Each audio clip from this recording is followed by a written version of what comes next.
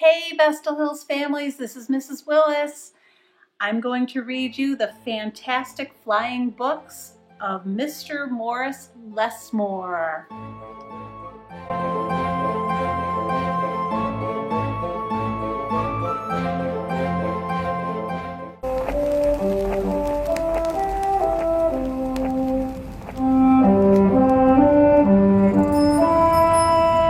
Morris Lesmore loved words.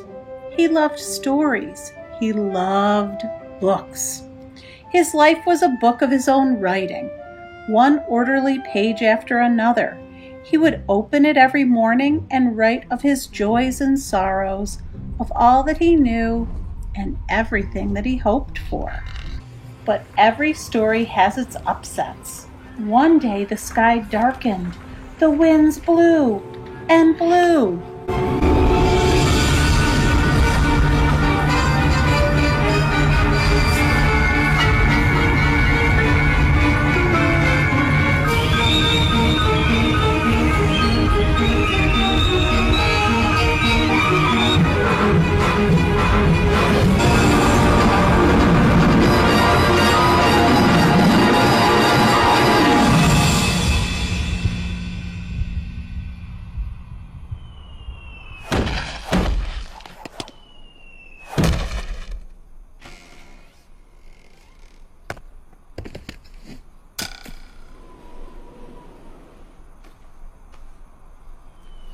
Till everything Morris knew was scattered, even the words of his book.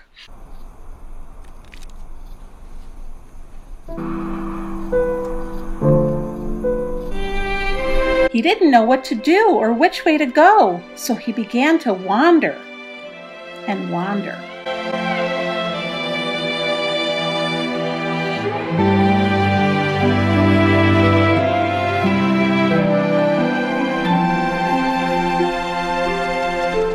Then a happy bit of happenstance came his way. Rather than looking down, as had become his habit, Morris Lesmore looked up. Drifting through the sky above him, Morris saw a lovely lady. She was being pulled along by a festive squadron of flying books.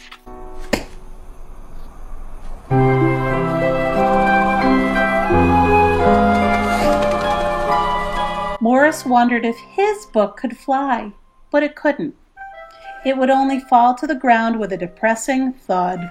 The flying lady knew Morris simply needed a good story, so she sent him her favorite.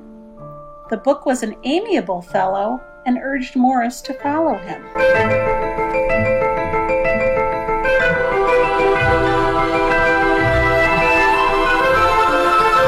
The book led him to an extraordinary building where many books apparently nested.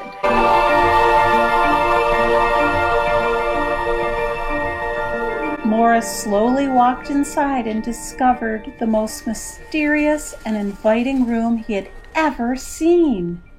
It was filled with the fluttering of countless pages, and Morris could hear the faint chatter of 1,000 different stories, as if each book was whispering an invitation to adventure.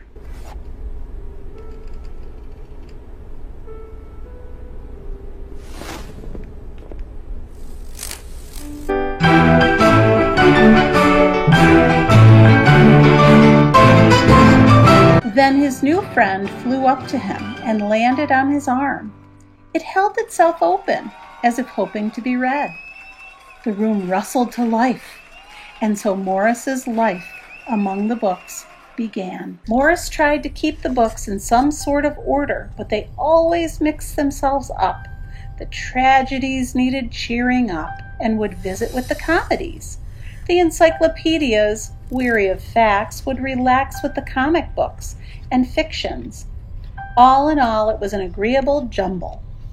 Morris found great satisfaction in caring for the books, gently fixing those with fragile bindings and unfolding the dog-eared pages of others.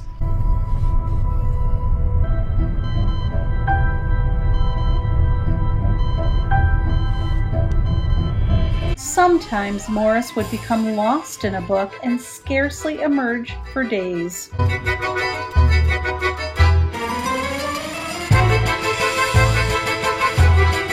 Morris liked to share the books with others.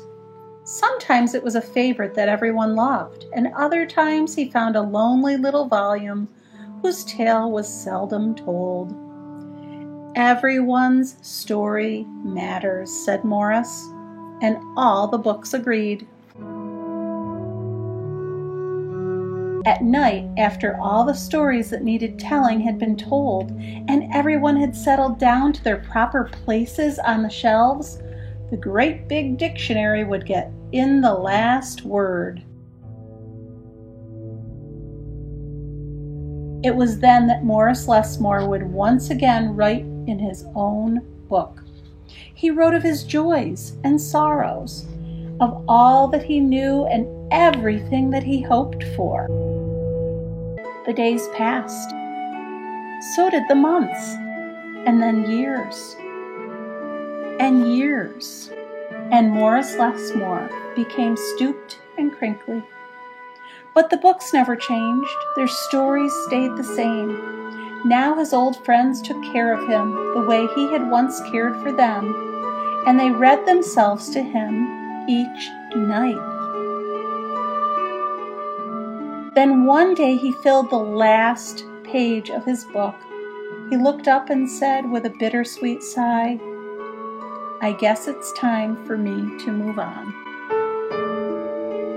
The books were sorry, but they understood. Morris put on his hat and took his cane. As he went to the door, he turned and smiled, then waved goodbye. "I'll carry you all in here," he said, and pointed to his heart.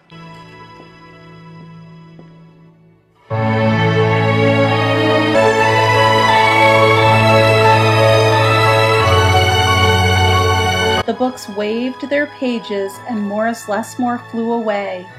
And as he flew, he changed back to the way he'd been that long ago day when they'd all first met. The books were quiet for a while. Then they noticed that Morris Lesmore had left something behind. "It's his book," said his oldest friend. Inside was Morris's story. All of his joys and sorrows, all that he knew and everything that he hoped for. Then the books heard a small, expectant sound. There in the doorway was a little girl. She looked around with wonder. Then something fantastic happened. Morris Lesmore's book flew up to her and opened its pages. The girl began to read, and so our story ends as it began, with the opening of a book.